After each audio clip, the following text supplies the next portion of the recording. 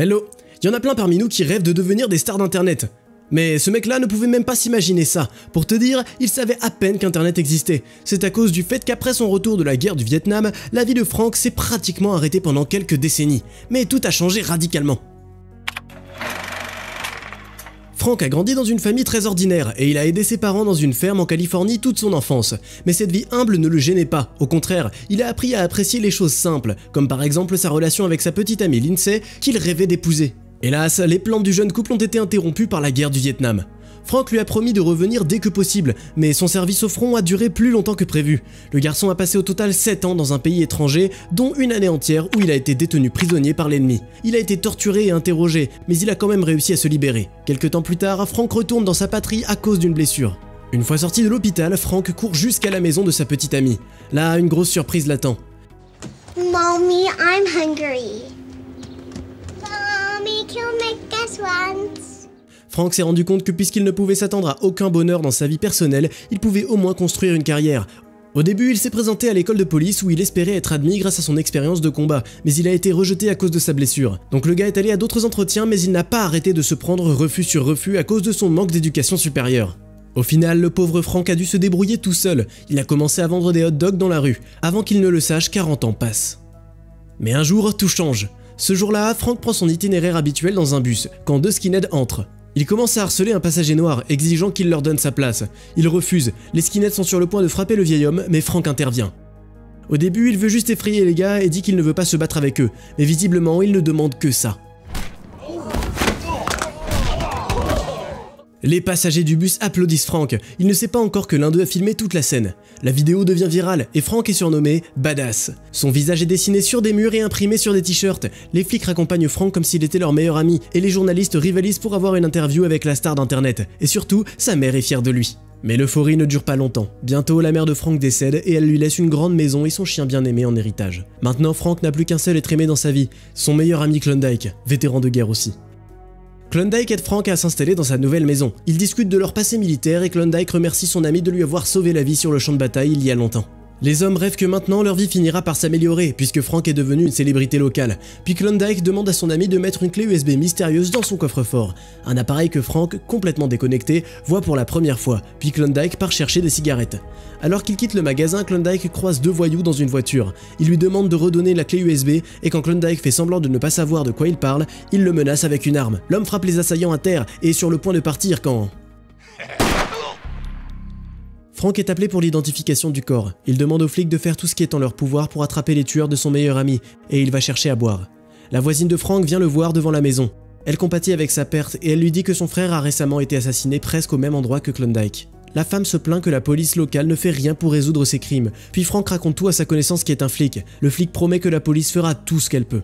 Un peu plus tard, Frank regarde la télé, où il voit qu'un garçon blanc a récemment été assassiné dans leur ville, et que le meurtrier a été appréhendé immédiatement. Le lendemain, l'homme se rend au poste de police et s'insurge contre l'absence de progrès dans l'affaire. Encore une fois, on lui dit que les officiers travaillent jour et nuit.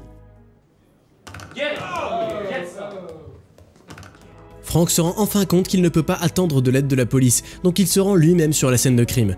Il y trouve 3 éléments de preuve, un étui à balles, une chaîne et un collier avec une photo d'une fille.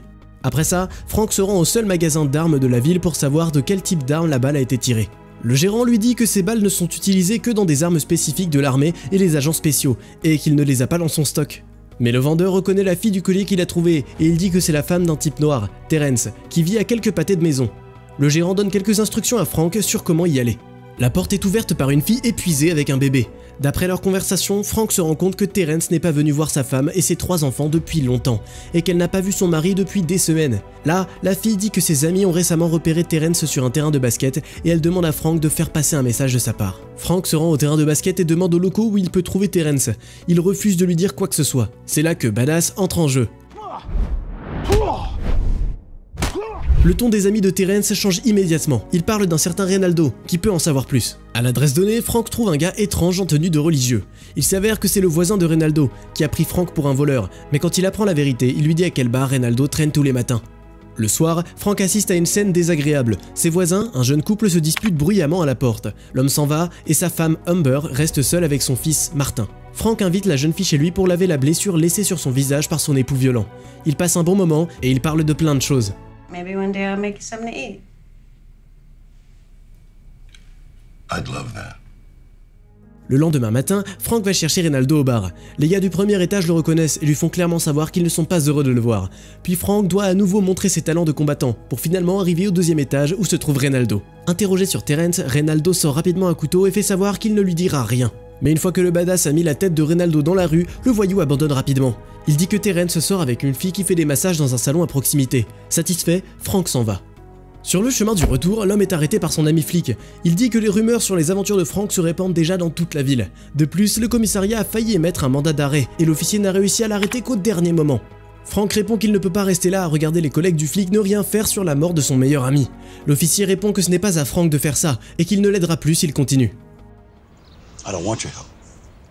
Frank rentre chez lui et il voit que tout a été vandalisé. Avant qu'il n'ait le temps de regarder autour de lui, un mec énorme l'attrape par derrière. L'étranger exige qu'il donne immédiatement la clé USB, mais Frank fait genre de ne pas savoir de quoi il parle et jette l'invité non invité par la fenêtre. Ensuite, Frank se rend chez son voisin Martin et demande à voir le contenu de la clé USB qui lui a été donnée par Klondike.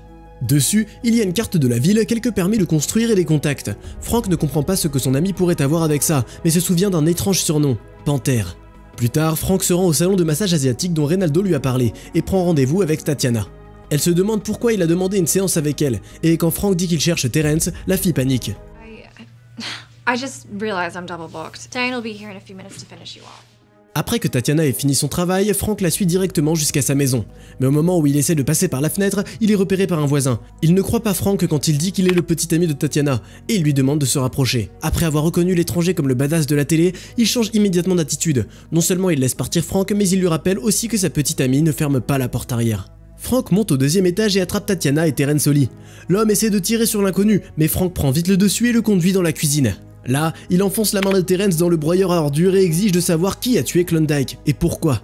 Terrence hurle de douleur et se rend rapidement. Il dit que Klondike a été tué par son partenaire, Sebastian, et qu'il faisait juste ce qu'on leur avait dit.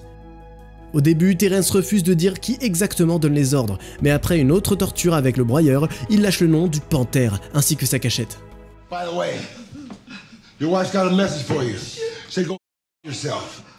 À son retour à la maison, Frank voit le couple d'à côté se disputer à nouveau. Sauf que cette fois, l'homme est encore plus agressif qu'avant. Frank intervient et lui demande de laisser Amber tranquille. Quand le mari commence à soupçonner sa femme de le tromper avec le voisin, Frank lui tord le bras en un rien de temps et le renvoie. Amber, heureuse, se jette dans les bras de Frank et lui dit qu'il a l'air fatigué. Elle lui suggère qu'il dorme un peu et qu'il vienne dîner, surtout que son fils Martin passe la nuit chez un ami. Mais Frank bien sûr n'a pas le temps de dormir. Excité, il fait des longs préparatifs pour le dîner, enfile son meilleur costume et achète des fleurs. Amber est fasciné par son nouveau look et ils partagent un bon repas dans un jardin agréable. Frank est ravi du dîner fait maison et la femme dit qu'elle est très heureuse de cuisiner enfin pour quelqu'un qui l'apprécie. Elle avoue à Frank que lorsqu'elle s'est mariée, son conjoint était très différent et qu'il a changé maintenant. Plus tard, ils s'assoient sur la terrasse et discutent, mais quand le moment tant attendu du baiser arrive enfin... What's up, shorties? Apparemment, l'ami de Martin est puni et la soirée pyjama est annulée. Mais Frank et Amber ne sont pas fâchés. Ils passent un merveilleux moment ensemble à trois. À la fin de la soirée, Frank leur propose de rester chez lui le temps de réparer leur porte d'entrée. Le grand jour est arrivé pour le badass. Il va d'abord chez son ami flic pour lui donner la clé USB. Frank explique qu'il y a des informations importantes dessus, qui ont coûté la vie à Klondike, et il demande à son ami de prendre soin du chien s'il lui arrive quelque chose. Puis Frank va à l'église et confesse à un prêtre qu'il est sur le point de commettre un grave péché. Et finalement, dans la soirée, Frank se rend à l'entrepôt dont Terrence lui avait révélé l'emplacement. Au début, les voyous refusent de le laisser entrer, mais quand Panthère entend une voix familière, il sort des ombres. But it looks like you've bitten off a little bit more than you can chew. Frank accuse Panthère d'avoir tué son meilleur ami. Le mafieux répond qu'il punissait juste Klondike pour avoir volé quelque chose de très important pour lui. Il exige la clé USB à Frank, et quand celui-ci fait encore semblant de ne rien savoir, les criminels attachent Frank et le mettent sur une chaise électrique. Mais Frank n'est plus intimidé par la torture. Il a vécu ça il y a de nombreuses années, donc il tient bon et ne dit rien. Panthère perd enfin patience, ordonne à ses subordonnés de finir ce qu'ils ont commencé et repart. Le mafieux devine que la copine de Frank l'attend à la maison, donc il va lui rendre visite. Mais ce qu'il ne sait pas, c'est que Frank a déjà un plan dans sa tête et une boîte d'allumettes dans sa poche.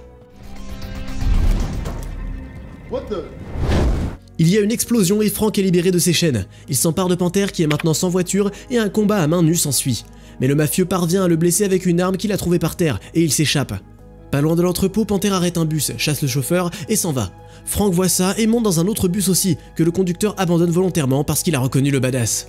Après avoir failli avoir un accident, Frank suit Panther, mais Panther parvient à s'enfuir. Le mafieux décide de provoquer le héros, il conduit droit sur son adversaire et Frank craque au dernier moment avant de prendre un virage. Son bus tombe. Panther à son tour s'écrase directement dans le train devant. Miraculeusement, ils survivent tous les deux. Le mafieux s'enfuit et Frank le poursuit. En cours de route, il rencontre les mêmes skinheads qui l'ont rendu célèbre. Il déteste l'homme pour avoir fait d'eux la risée d'internet, et il rêve de se venger et de faire une nouvelle vidéo dans laquelle ils sortent vainqueurs, mais leur plan ne marche pas très bien.